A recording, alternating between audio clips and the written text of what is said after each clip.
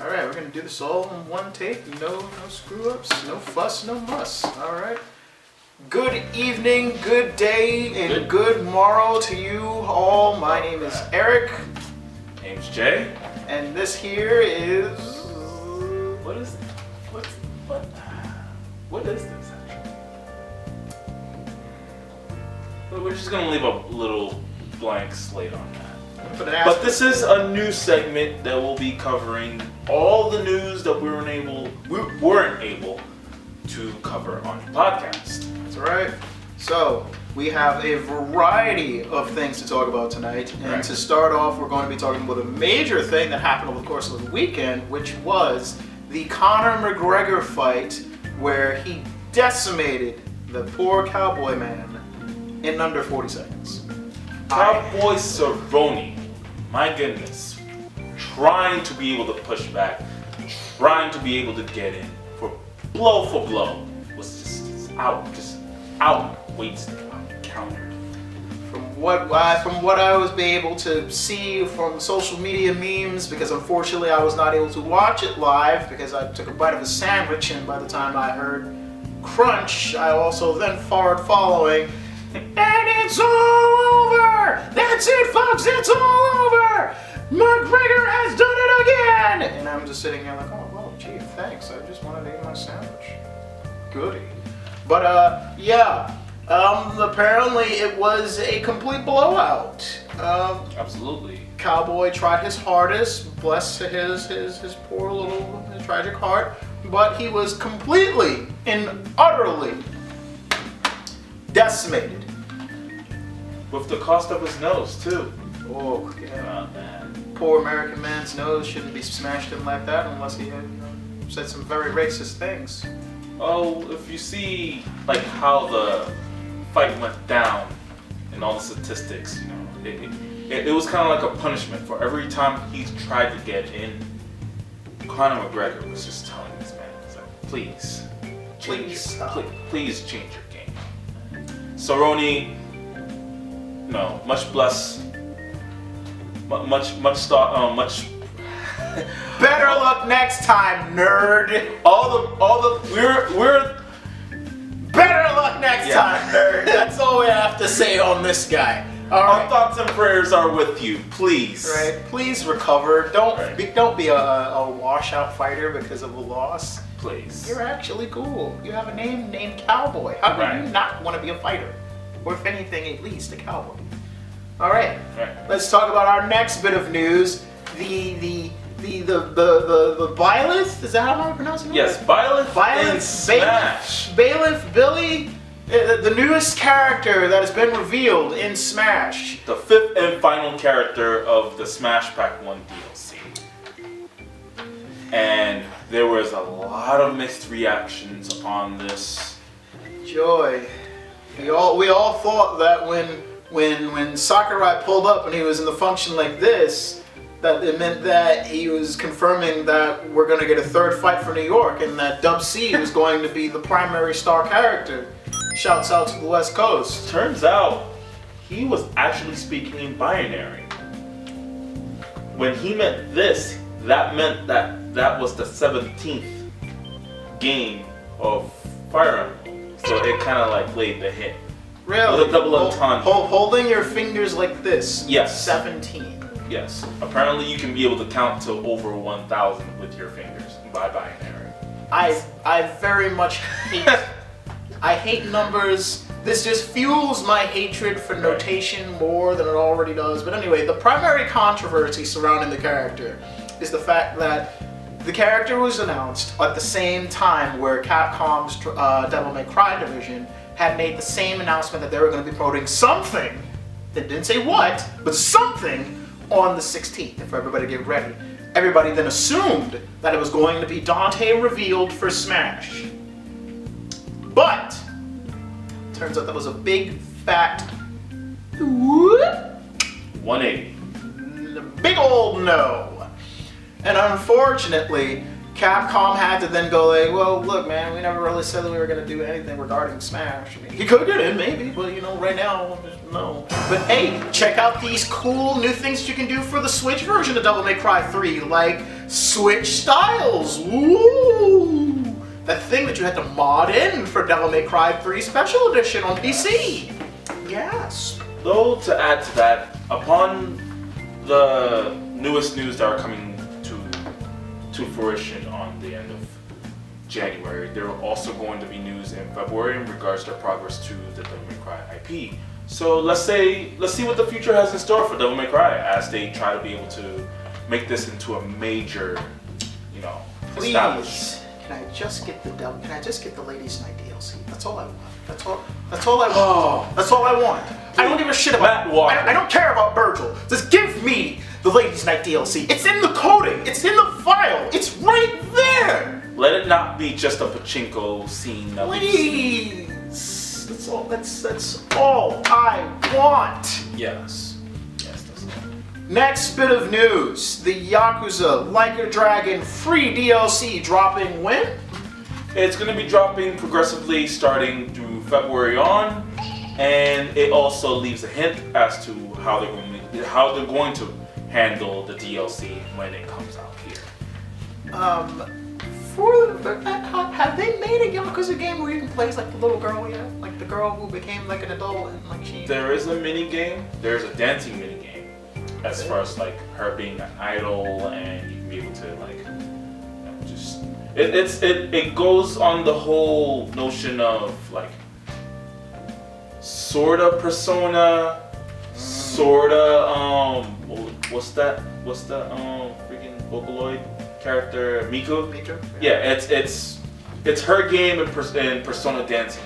It takes a little shades of. So I can't use the little girl to punch people on the dick. Okay, No. that's all I needed to But know. there is a mod for it All right. on the PC version. So PC people, you again continue to just ruin gaming. All right, thanks a lot.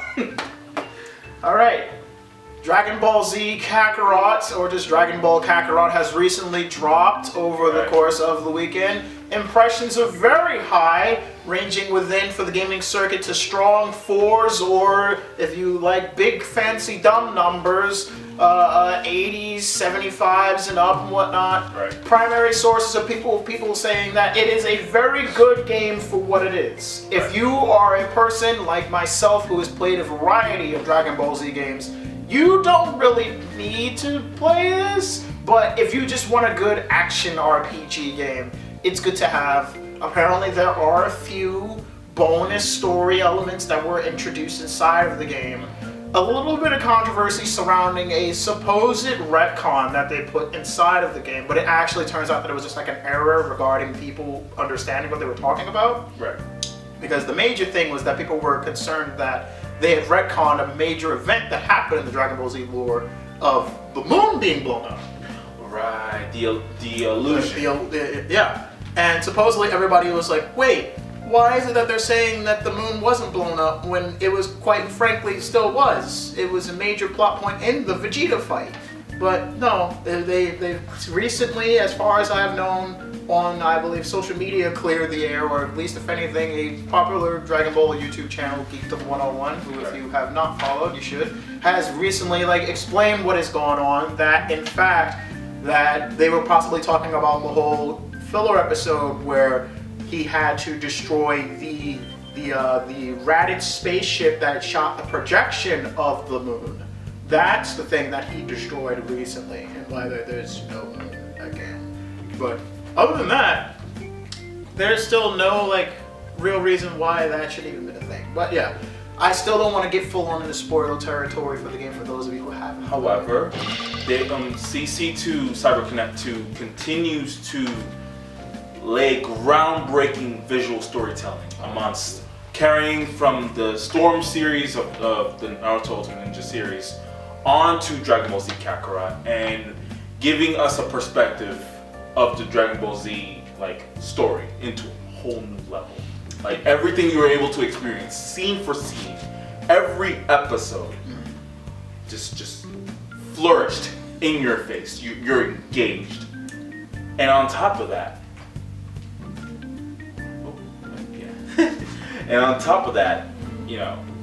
having to be able to enjoy every single saga episodically. As a variety of characters, mind you. you don't just get to play as Goku. You get to play as everybody else. Right. So if you wanted, apparently the big main selling point is that if you wanted to play as like a character going up against another character, there may be a chance for you to do it. So if you wanted to, say for example, play as Kid Gohan going up against actual perfect Cell, and it's like Namek era Gohan, you could potentially do it. It's a pretty neat thing, all things considered.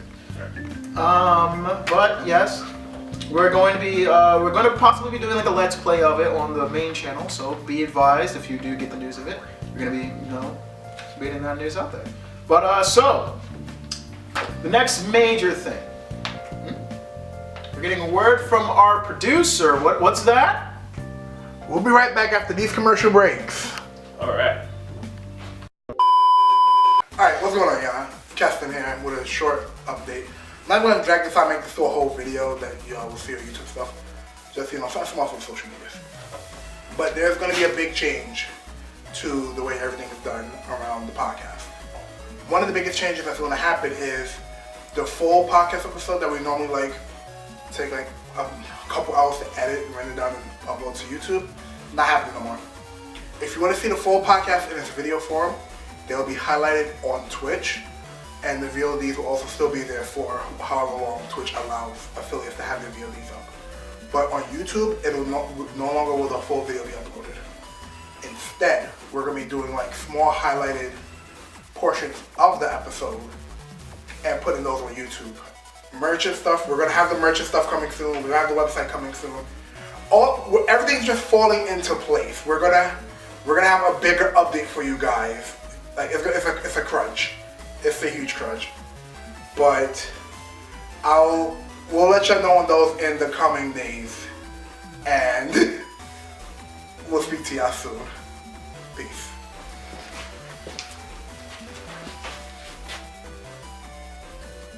Hey. There you go.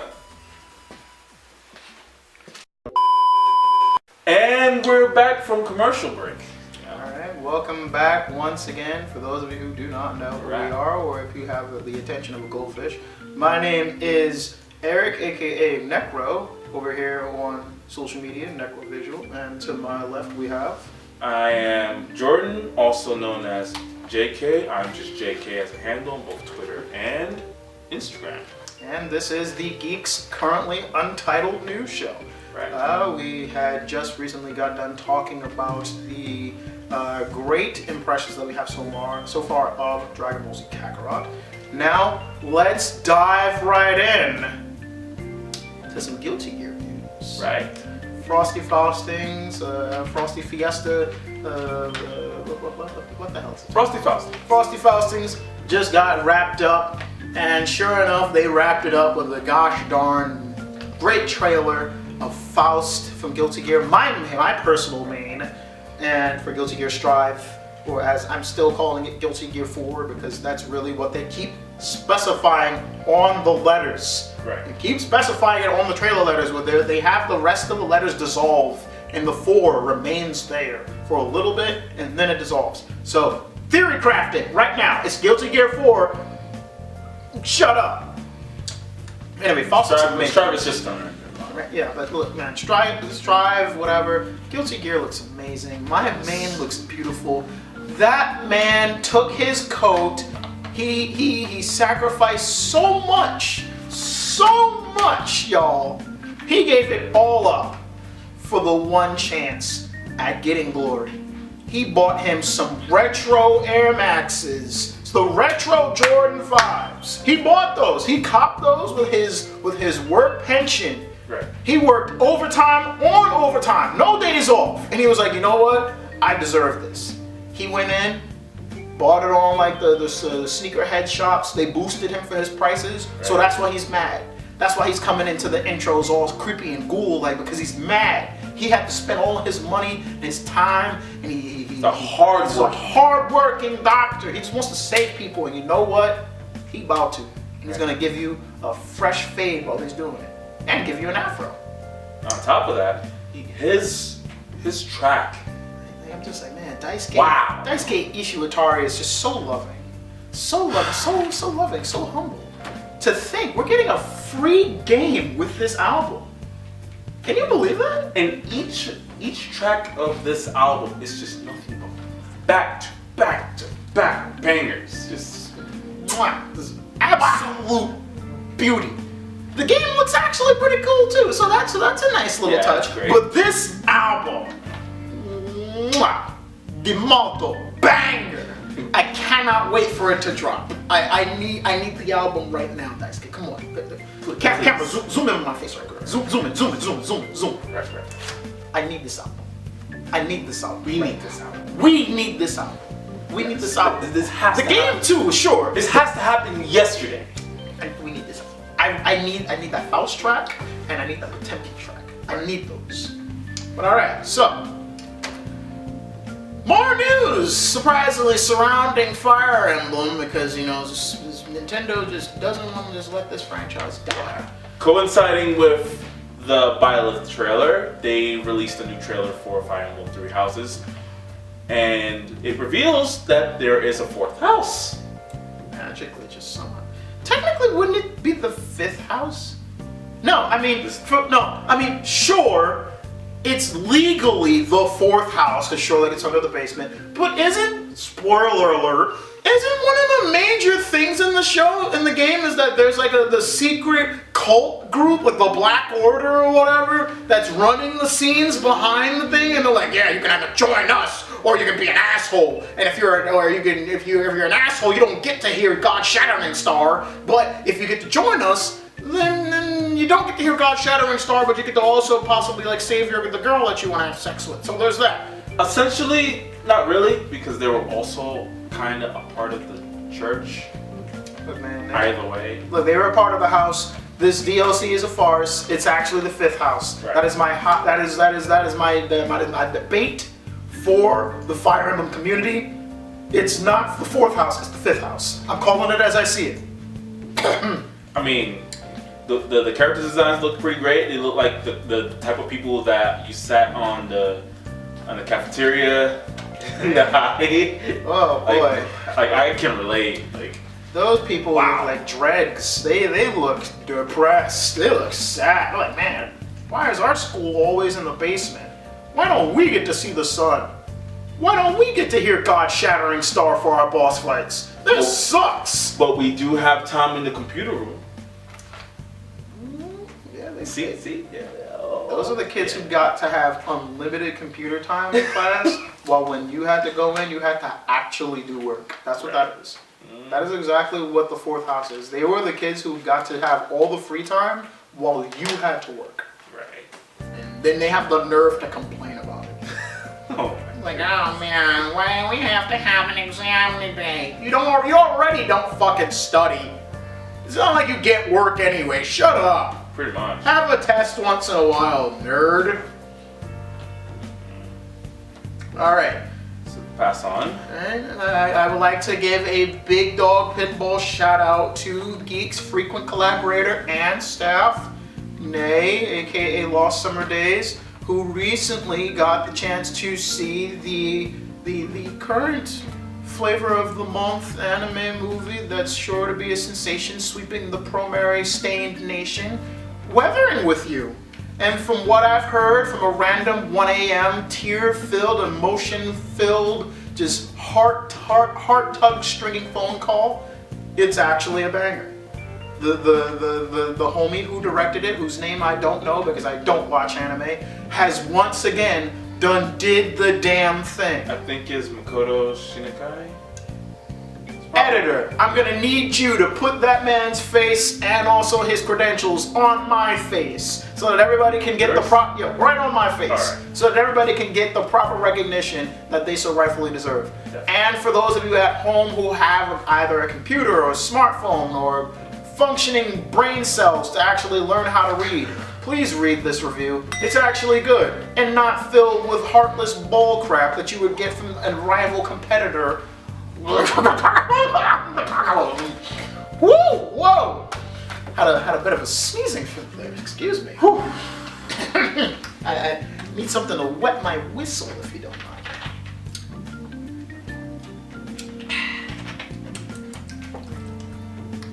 You okay? Good. Okay. All right.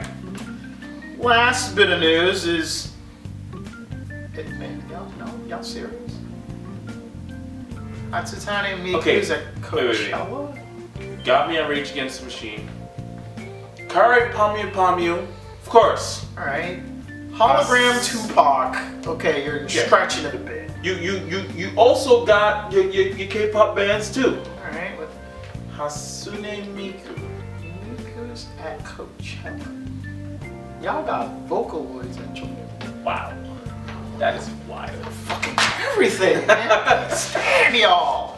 This sucks. When am I going to get Cyborg Biggie at Coachella?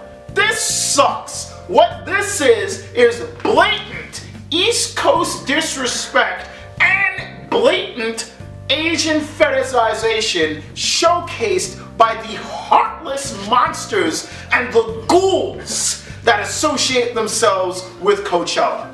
You mean to tell me that I can constantly get all these West Coast artists and rappers and musicians and digital stars and all this garbage, but I can't get a working robot of Biggie to come on stage at a crowd of or probably like 2 million. If that's gonna happen, Juicy live for a studio audience of 2 million and whatnot, and he's gonna come out.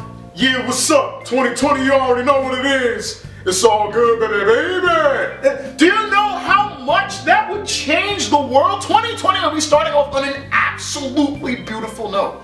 But yet, no. We gotta have anime. We gotta have some dumb chick who's been in everything from friggin' Persona to goddamn Sonic All-Stars Racing. You gotta have Miku. This sucks. I hate it. I mean, you know, preferably, I would have wanted for him to be like, you know, I'm gonna go out here and do a city pop rendition of freaking Flavor in Your Ear. You know? Now. With the freaking live cameo of Maria Takeuchi. I would love a city pop version of Flavor in Your Ear, and they have Vocaloid versions of all the rappers, so I get to hear Miku dropping verses like she was Craig Mack. Yo. Here comes the brand new flavor in your ear! Time for new flavor in your ear! Might as well just get freaking True Damage for that. Yeah, it's true. Alright. But It's time for the... What is it that you were... What do you have planned for this little trinket here? Because you have it, you know, you told me about it, you were pretty vague and... Alright, so I'm going to be ending these segments off with a spicy hot take. Right. For like, I'm going to at least attempt to. They may be hot, they may potentially be lukewarm, and like maybe we'll add like a little bit of spice. Who knows? It depends on if you Room really feel passionate. temperature. Yeah. So my personal stance is that Okay. the series, The American Dragon, Jake Long, and by extension, animation fans as a whole have no loyalty. Because the very fact that the animation switched up between season 1 and season 2 of American Dragon Jake Long was the biggest betrayal of franchises that I've ever seen. People loved that show. Right. And then the minute, and I mean the minute, the new intro and the new animations will showcase, people were like, oh, what the fuck is this? This sucks! Oh, brother, this guy stinks! And you wanna know what they did? They turned on Juniper Lee. Y'all forgot that show existed, didn't you? There was another Asian girl who lived in a highly populated zone.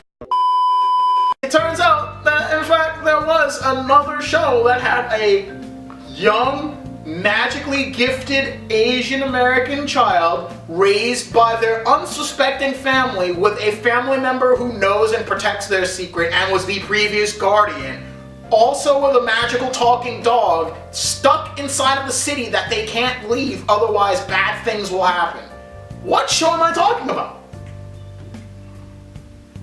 Am I talking about American Dragon Jake Long? Or am I talking about the short-lived cult classic Juniper Lee?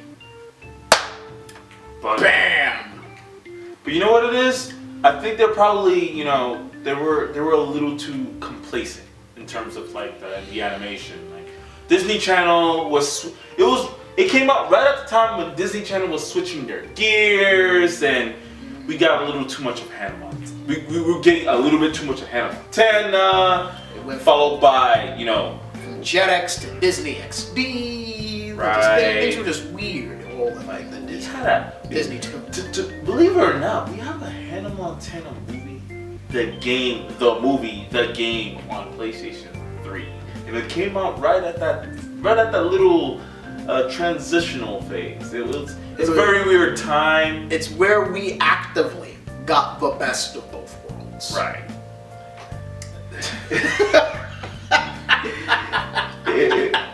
I don't know if I can be able to like see it as a good or a bad thing, because there were some shows that were pretty good at the time. There were others that were just cringy because they were like they were all in the whole nonsense of let's cross over these shows with this because Nickelodeon is doing it too, because the Dan Schneider cinematic universe had to expand after he got done with all that. Right. But all right. So we'll end it off with since they had the topic, or rather since we just now talked about shows that are either crossing over with other shows, right, giving us the best of both worlds. What show would you have wanted back when it was on in their heyday to cross over? Both shows meeting, both characters interacting. Bonus points if both shows had similar or the same actor on it. You wanna know what show I wanted? Or rather, that I'm mad that never really got an official crossover, save for one joke. Right. Family Matters and Fresh Prince of Bel-Air. Family Matters and Fresh Prince. We had it in that one. It was one joke. It was just one joke. And it was just can't escape from crossing fate. Officer Bill Weathers versus Uncle Phil. Play the clip, please. Please just play the clip. Yeah. I couldn't take it, couldn't stand another minute. Couldn't bear another day without you in it. All of the joy that I had known from my life was stripped away from me the minute that you died. But yeah, we got that, and then from there, I'm just like, is it gonna be a main character? Is it gonna show up more? I know he was here for just the episode, but no. You know what I would have wanted? What? Because it was at the time when it was hip, it was very new. The new millennium was relatively fresh. Everybody was watching Toonami because it was the turn of the new century, and we had like new variations of the Hanna-Barbera IPs. Mm-hmm. So you had your Tom and Jerry kids, your Flintstones kids. You had the kids era. The kids era, and then you had your next generation, which kind of like gave it a sense of realism to like certain IPs. Mm-hmm. What I would have wanted for a crossover, because Scooby-Doo at the time of like 99 through 2004 was very interesting. Well, yeah, when they started making the whole OVAs where it's like the monsters are real, the mysteries are real, the Scooby snacks are even realer. Yeah, so I would have wanted for them to team up with Johnny Quest. 99-04 era Scooby-Doo with Johnny Quest Unlimited. Now, hold on. I'm on to something, right? You see? You might have did something. Cause mind you, it was at the time when it was it was on Toonami, and it built up the hype that you needed to be able to watch the next episode of DBZ. So they would go ahead and give you the Johnny Quest Unlimited, followed by like Metro Robot action with Gundam Wing and G Gundam, a little comedy, stuff with Tenchi Muyo, and then they would just cap it off with a brand new episode of Dragon Ball Z. And at the time, it was Saturday, and I noticed that. Oh snap! They're showing, they're progressing the DBZ storyline as they were going into the Guard Jr. arc. And it was in, we said Saturday mornings. Yeah. And it would follow it up with a Hanna-Barbera movie after, Rising Sun. There was that one particular Saturday where they had Johnny Quest Unlimited, and then they followed it up with one of the Scooby-Doo movies that came out. I don't think it was Zombie Island. I think it was the one afterwards. Which is Ghost. Yeah, there you go. So they had that, and then I thought, I was like, you know what? This can work. Like I thought this as a 12-year-old kid, 13-year-old kid. I was like, this can work. I can see this. The realism of them traveling to other places, and every member of Mystery Inc. kind of like they have this own thing. They meet up. It could work, man. I flex with that idea. Hey, Twitter, get on it. Johnny. Wow, I nearly said Johnny Test. Johnny Quest X Scooby-Doo Mysteries Incorporated. Or hear me out. Do a live action. Daniel Craig as the dad. And Chris Hemsworth as the scientist. And Johnny Quest is Tom Holland. That would actually be fire. That would actually be fire. That would be really fucking fire right there, yo. Alright, so I think we're done with the news. Right. Alright, so as always, catch us here. We're at the Geek Station. We'll be keeping our news segments as far as we are going, and if you like them, please be sure to, click the like button. If you're new here, click the subscribe button. Make sure to watch our primary shows, the main show, the Geeks of the Round Table, and, follow us over here on Twitch. Right. And, I've been Eric. And I'm Jay. Alright, and we'll catch you guys later. Alright. Just know, we are in Katsu Countdown. T-minus 3 or so weeks until party time. 3 weeks until I get to beat up nerds at the gazebo. So if you want to die, show up. Oh my god. That's right, I'm taking names. And we're canceled. See you next time.